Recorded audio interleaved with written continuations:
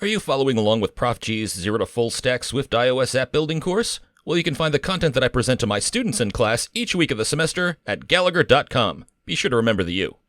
Just find the course Google Drive link under Learn to Program for iOS Development, and you'll see a folder posted each Tuesday during the semester reflecting the work from Monday night's class. Each week we build a series of apps as challenge exercises. For example, during our third week of class together, we built this Dungeons & Dragons dice roller, an app to support the classic Reese's Peanut Butter campaign, and an app to page through the lunar zodiac by year.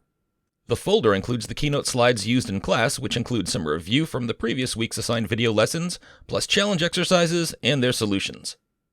You'll also find complete versions of all of the projects presented in class, along with correct source code, as well as playgrounds that we created during class. Now, if you're using this work, if you're an educator or a follow-along student, please let me know. Like and subscribe, since this is how you can help me continue to offer free content like this.